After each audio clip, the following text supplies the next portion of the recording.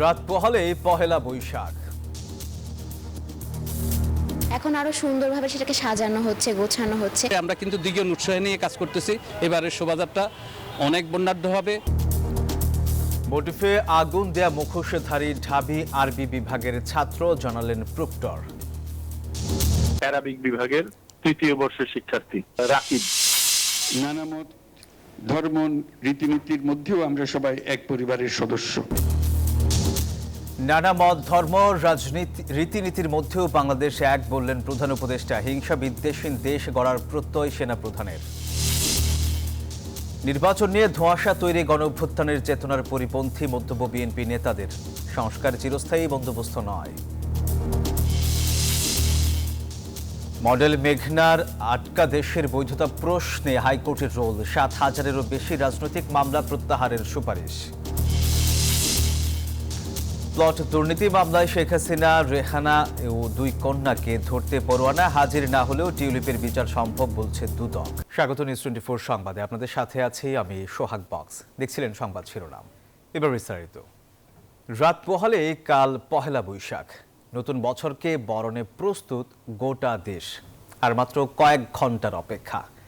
এরপরে রঙে ঢঙে সেজে উৎসবমুখর হবে গোটা দেশ। সোমবার সকাল ৯টায় চারুকলা অনুষদের সামনে থেকে আনন্দ শোভাযাত্রা শুরু হবে। এবারের আয়োজনে ২৮টি ক্ষুদ্র জাতিগোষ্ঠীর অংশগ্রহণে আনন্দযাত্রাটি সকলের হয়ে উঠবে বলে মনে করছেন আয়োজন সংশ্লিষ্টরা। দুয়ারে কড়া নাড়ছে বাংলা সংস্কৃতির সবচেয়ে বড় উৎসব পহেলা বৈশাখ। রাত পোহালেই অসাম্প্রদায়িক শক্তির বলে বলিয়ান বাঙালি রঙিন উৎসবে বাঁধ ভাঙা আনন্দে মেতে উঠবেন। জোর প্রস্তুতি চলছে বর্ষবরণ আনন্দ শোভাযাত্রারও। ঢাকা বিশ্ববিদ্যালয়ের চারুকলা অনুষদে একটু একটু করে পরিপূর্ণ হয়ে উঠেছে বড় আকৃতির ইলিশ মাছ, ঐতিহ্যবাহী লোকশিল্পীর কাঠের বাঘ আর শান্তির পায়রা। বাঁশ কাঠের কাজ প্রায় শেষ। টুংটাং শব্দে মুখর চারুকলা প্রাঙ্গণ। পোস্টার লাগানো হয়েছে, তারপরে যে ভাঙ্গা ভুঙ্গা যেগুলো পুড়ে গেছে সেগুলো ঠিক করেছি। এখন প্রায় কামের শেষের দিকে পাখিটার আকর্ষণ যে জিনিসগুলোর মধ্যে থাকে সেগুলো করা হচ্ছে। যেরকম দেখবেন পালকি আগে একদম নর্মালভাবে ছিল, এখন আরো সুন্দরভাবে সেটাকে সাজানো হচ্ছে, গোছানো হচ্ছে। এবারের প্রতিপাদ্য ও মোটিভ নিয়েই শোভাযাত্রার মূল ধারণা। ফ্যাসিবাদ চর্চার বিনাশ, সব ধর্মবর্ণ ও জাতির অংশগ্রহণ। সে অনুযায়ী ককশিট দিয়ে নতুন করে তৈরি হচ্ছে পুড়িয়ে ফেলা ফ্যাসিবাদের মুখাকৃতি। এই যে আঘাতের পরে আমরা কিন্তু দ্বিগুণ উৎসাহ নিয়ে কাজ করতেছি। এবারের শোভাযাত্রা অনেক বর্ণাঢ্য হবে। রংতুলির আচরে পরিপূর্ণতা পাচ্ছে বাহারি সব মুখোশ ও ছবি। ডিজাইনের মধ্যে আমরা কিছুটা মুঘল আর্টের একটা প্রাধান্য নেওয়ার চেষ্টা করেছি, মুঘল ডিজাইনগুলো নিয়েছি। বৈশাখ বরণে আনন্দে সামিল হতে রবিবারও অনেকেই ঘুরে দেখছেন চারুকলা। প্রত্যাশা, গোঁড়ামির বিরুদ্ধে জয় হবে সত্য ও সুন্দরের। সময় করে ওঠা যায় না, আজকে একটু সময় বের করেছি, যার কারণে আজকে এসেছি দেখার জন্য। সবাই আসতেছে, আমাদের যে সেল হচ্ছে জিনিসপত্র ভালোই, লোকজন আসবে, মনে হচ্ছে অনেক বড় হবে। এবারের আয়োজনে ২৮ জাতিগোষ্ঠীর অংশগ্রহণে আনন্দযাত্রাটি সকলের হয়ে উঠবে বলে মনে করছেন আয়োজক সংশ্লিষ্টরা। মাসুদ সুমন, নিউজ 24, ঢাকা।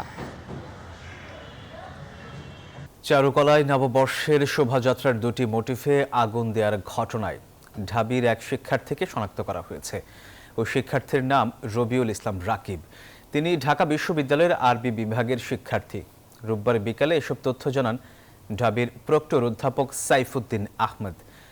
তিনি জানান, অভিযুক্ত রাকিব নিষিদ্ধ সংগঠন ছাত্রলীগের রাজনীতির সঙ্গে জড়িত ছিলেন। শনিবার ভোরে ফ্যাসিবাদের মুখাকৃতি ও শান্তির পায়রা মোটিফ দুটিতে আগুন দেওয়া হয়। শান্তির পায়রা মোটিফের আংশিক ক্ষতি হয়, তবে পুরোপুরি পড়ে যায় ফ্যাসিবাদের মুখাকৃতি। পরে শাহবাগ থানায় বিশেষ ক্ষমতা আইনে মামলা করে বিশ্ববিদ্যালয় প্রশাসন।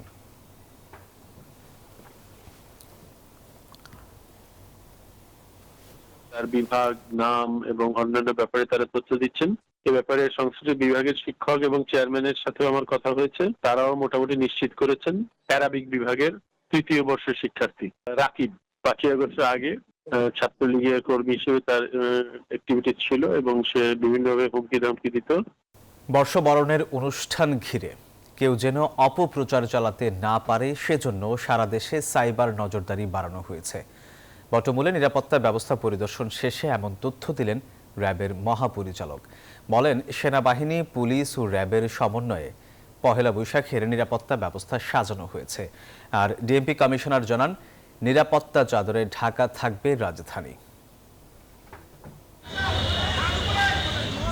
রমনার বটমূলে চলছে বাংলা বর্ষবরণ অনুষ্ঠান। হঠাৎ বোমা বিস্ফোরণ, তাৎক্ষণিক এমন পরিস্থিতি কিভাবে নিয়ন্ত্রণ করবে আইন শৃঙ্খলা বাহিনী তা যাচাই করে নিতে ডিএমপির সিটিটিসির এমন মহড়া, যা পরিদর্শন করেন ডিএমপি কমিশনারও। বাংলা নববর্ষ 1432 বঙ্গাব্দ বরণ নিয়ে সংবাদ সম্মেলনে ডিএমপি কমিশনার শেখ সাজ্জাদ আলী জানান, নিরাপত্তা বিঘ্ন হতে পারে এমন কোনো শঙ্কা নেই। আনন্দ শোভাযাত্রায় মাঝপথে কেউ যোগ দিতে পারবেন না।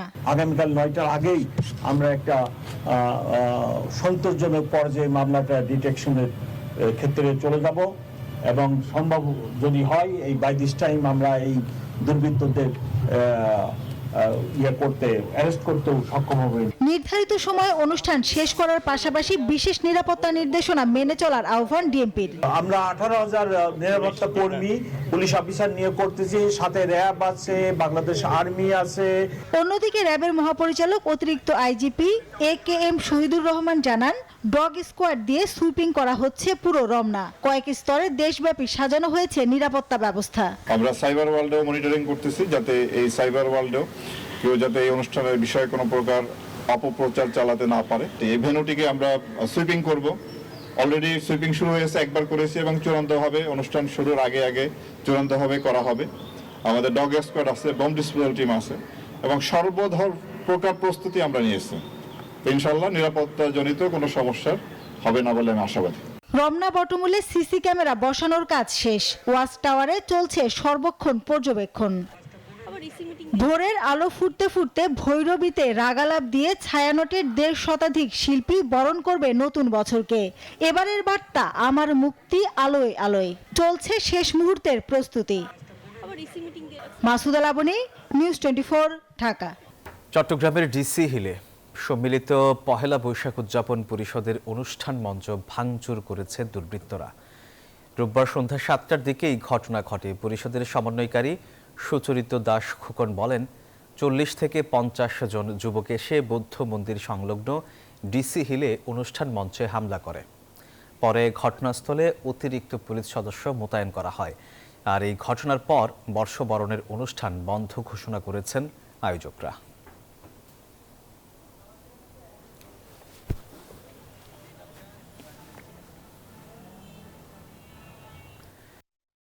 দেশের প্রত্যেক মানুষকে তার নিজস্ব রীতি অনুযায়ী বাংলা নববর্ষ উদযাপনের আহ্বান জানিয়েছেন অন্তর্বর্তী সরকারের প্রধান উপদেষ্টা অধ্যাপক ডক্টর মোহাম্মদ ইউনূস।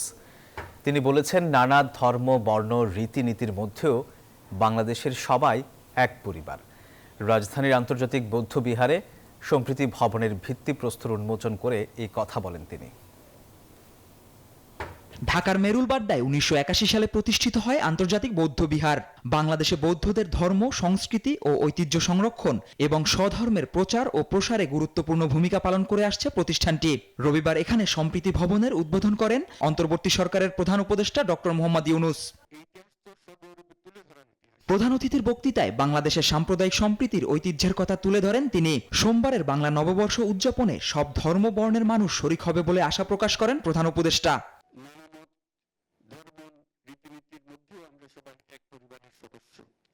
হিন্দু, মুসলমান, বৌদ্ধ, খ্রিস্টান, পাহাড়ি সমতলের বিভিন্ন সম্প্রদায় ও জনগোষ্ঠী সব মিলিয়ে এদেশের মানুষের বিচিত্র ভাষা, সংস্কৃতি, ঐতিহ্য। আগামীকাল পহেলা বৈশাখ আমাদের এই সম্প্রীতির অন্যতম প্রতীক। প্রত্যেকে নিজ নিজ উপায়ে নিজেদের রীতি অনুযায়ী আগামীকালকে উদযাপন করব। অনুষ্ঠানে সেনাবাহিনী প্রধান জেনারেল ওয়াকারুজ্জামান বলেন, সবাই মিলে শান্তিতে বসবাসের জন্য সবকিছু করবে সেনাবাহিনী। আমরা চাই চিটাগং হিল ট্র্যাক্টসে, পার্বত্য চট্টগ্রামে যেন শান্তি বিরাজ করে। তার জন্য যা কিছু করতে হয় আমরা করতে রাজি আছি। সমগ্র দেশে এই সাম্প্রদায়িক সম্প্রীতি রক্ষার জন্য যা কিছু করতে হয় সেটা আমরা করতে সবসময় সদা প্রস্তুত থাকব। অনুষ্ঠানে জানানো হয়, ধর্মীয়, সামাজিক ও কারিগরি শিক্ষার পাশাপাশি মানব কল্যাণেও ভূমিকা রাখার কথা মাথায় রেখে নির্মাণ করা হচ্ছে সম্প্রীতি ভবনটি। জুবায়ের রাজিন, নিউজ 24, ঢাকা। বাংলা নববর্ষ 1432কে ঘিরে বর্ণিল বৈশাখী মেলা ও উৎসবের আয়োজন করেছে বসুন্ধরা সিটি শপিং মল। বাঙালি ঐতিহ্য, সংস্কৃতি ও সম্প্রীতির এই মিলন মেলাকে কেন্দ্র করে জমে উঠেছে বৈশাখী আনন্দ উৎসব। আর এই আয়োজনের উদ্বোধন করেন বসুন্ধরা সিটির ডেপুটি ম্যানেজিং ডিরেক্টর ক্যাপ্টেন অবসরপ্রাপ্ত শেখ এহসান রেজা। রাজধানীর বসুন্ধরা সিটি শপিং মলে বাংলা নববর্ষ উপলক্ষে শুরু হয়েছে বৈশাখী মেলা। বর্ণিল সাজে সেজেছে দোকানপাট ও খাবার স্টলগুলো। হাওয়াই মিঠাই, বায়োস্কোপ, চুরির দোকান, ফুলের স্টল আর নানা ধরনের ঐতিহ্যবাহী আয়োজন মন কেড়েছে দর্শনার্থীদের। এবার প্রথম দেখতেছি, ঘুরতেছি, কিছু কেনাকাটা করছি, ভালো লাগছে। ভালোই লাগতেছে। এখানে ওইদিকে দেখলাম আর কি, এদিকে আসলাম, দেখতেছি। হ্যাঁ, দামের 50% ডিসকাউন্ট দেখতেছি। পয়লা বৈশাখ উপলক্ষে যে প্রোডাক্টগুলো আমরা এনেছি সেগুলোর রেসপন্সও ভালো আসতেছে। বাঙালির যে ঐতিহ্যটা সেটা আমরা তুলে ধরেছি এখানে।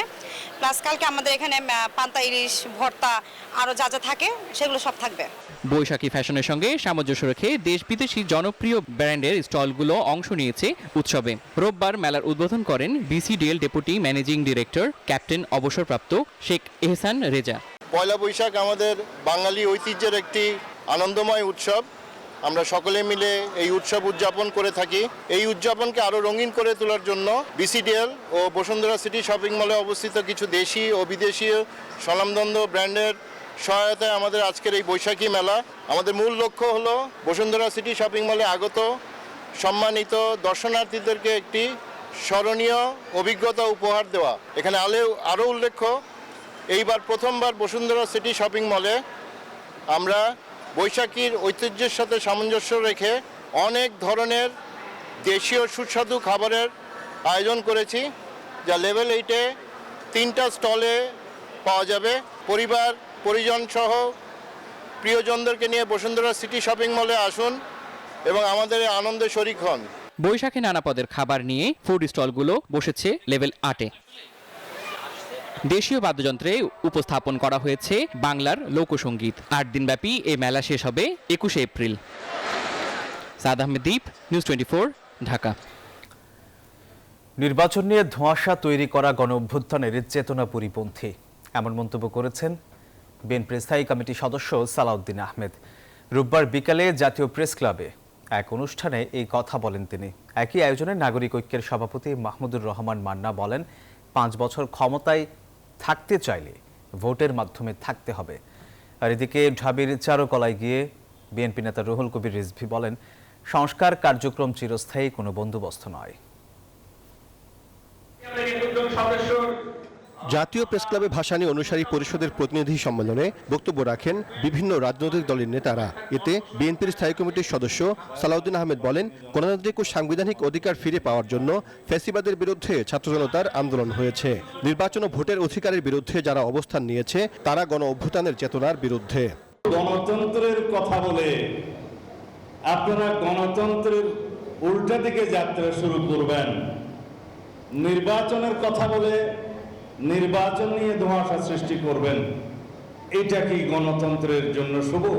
এটা কি গণ অভ্যুত্থানের প্রত্যাশা ছিল? এটা কি গণ অভ্যুত্থানের জন আকাঙ্ক্ষা ছিল? কিন্তু একটি নির্বাচিত সরকারের বিকল্প তো আপনারা হতে পারেন না। অনুষ্ঠানে নাগরিক ঐক্যের সভাপতি মাহমুদুর রহমান মান্না বলেন, নির্বাচন ছাড়া অন্তর্বর্তী সরকার ক্ষমতা দীর্ঘায়িত করলে গ্রহণযোগ্যতা পাবে না।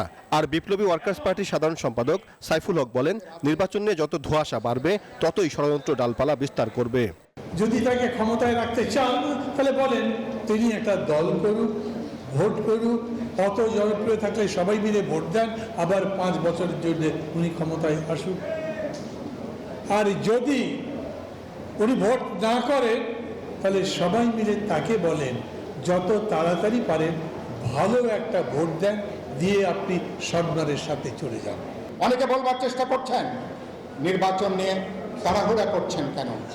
আরে বাবা, মানুষ তো নির্বাচন অপেক্ষা করছে গত 16টা বছর ধরে।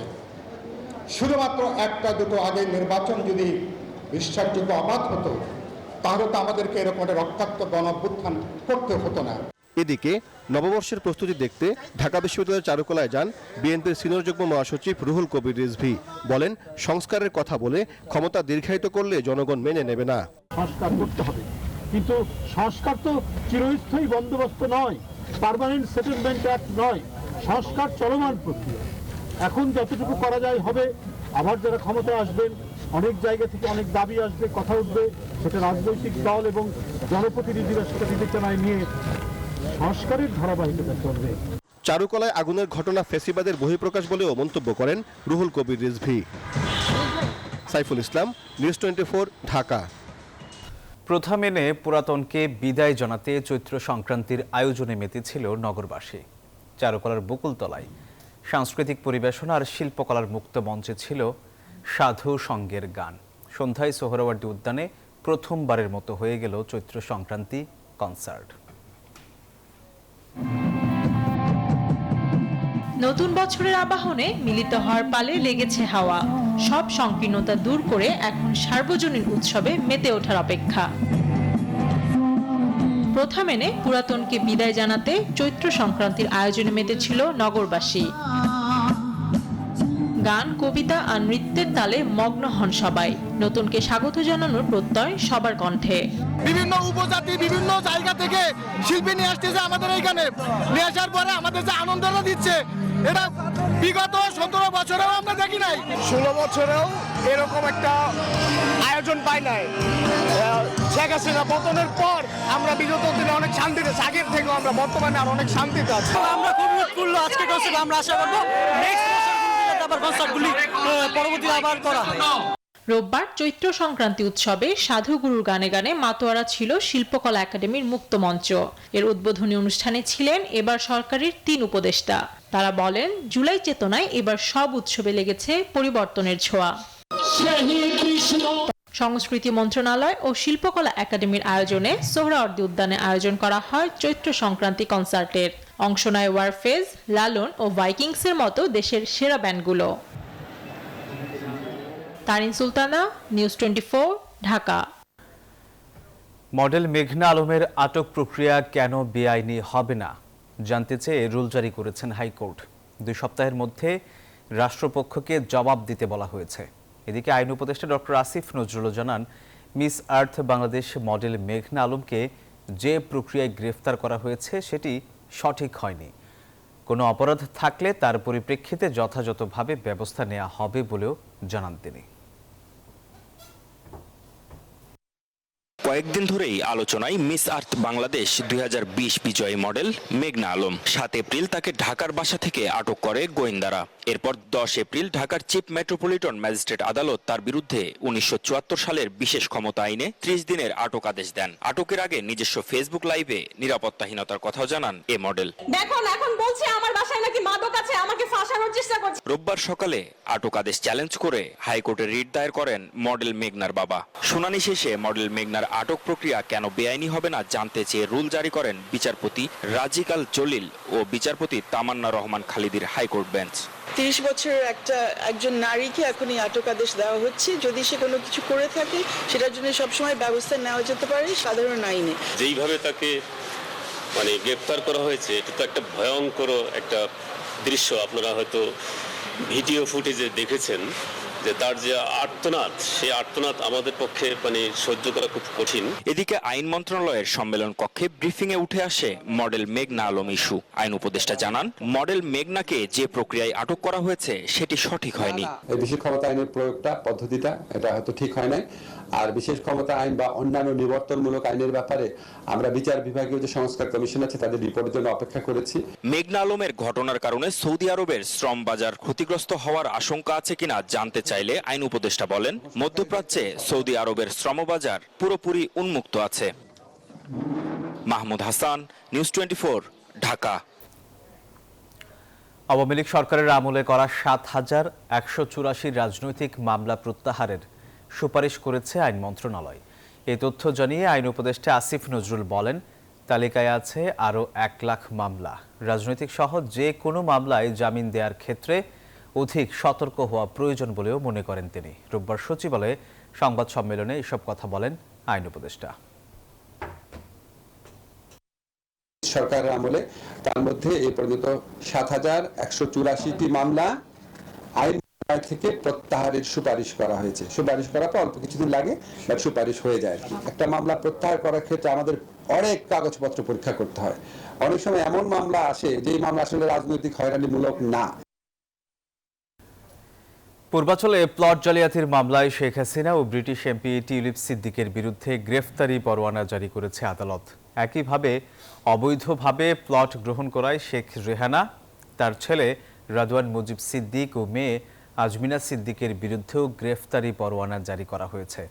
রোববার ঢাকার মেট্রোপলিটন সিনিয়র স্পেশাল জাজ জাকির হোসেন গালিবের আদালত দুদকে দেয়া চার্জশিট আমলে নিয়ে আসামিদের গ্রেফতারের নির্দেশনা দেয়। দুদক বলছে, আসামিরা পলাতক থাকলে তাদের অনুপস্থিতিতেই আদালতের স্বাভাবিক বিচারিক কাজ চলবে। সবচেয়ে মনে করছে আমার খালাকে, কারণ উনি আমাকে অনেক শিখিয়েছেন রাজনীতি নিয়ে, ওনার কাছ থেকে সব শিখলাম। দুদকের মামলায় দুর্নীতির দায় নিয়ে সদ্য পদত্যাগ করা ব্রিটেনের সাবেক মন্ত্রী টিউলিপ সিদ্দিকের বিরুদ্ধে গ্রেপ্তারি পরোয়ানা জারি করল বাংলাদেশের আদালত। দুদকের অভিযোগ, ব্রিটিশ এমপি হওয়ার প্রভাব খাটিয়ে খালা শেখ হাসিনার সহযোগিতায় পূর্বাঞ্চলে 10 কাঠার প্লট বরাদ্দ নেন টিউলিপ। এছাড়া তিনি প্লট পাইয়ে দেন মা ও 2 ভাই বোনকেও। পূর্বাঞ্চলের এই প্লট বরাদ্দে অনিয়মের ঘটনায় মোট 6টি মামলা করে দুদক। এর মধ্যে 3 মামলায় টিউলিপ সিদ্দিক, শেখ রেহানা, রাদওয়ান মুজিব সিদ্দিক, আজমিনা সিদ্দিক সহ 58 জনের বিরুদ্ধে গ্রেপ্তারি পরোয়ানা জারি করে আদালত। আর হুকুমের আসামি হিসেবে গ্রেপ্তারি পরোয়ানা জারি হয় শেখ হাসিনার বিরুদ্ধেও। এজাহার নামীয় এবং তদন্ত আগত আসামি অনেকেই পলাতক ছিলেন। এই মামলা যদি তিনি নির্ধারিত সময়ের মধ্যে বিজ্ঞ আদালতে যদি তিনি হাজির না হয়ে আত্মপক্ষ সমর্থনের সুযোগ না নেন, তাহলে তার অনুপস্থিতিতে বিচার কার্যক্রম শুরু করা হবে।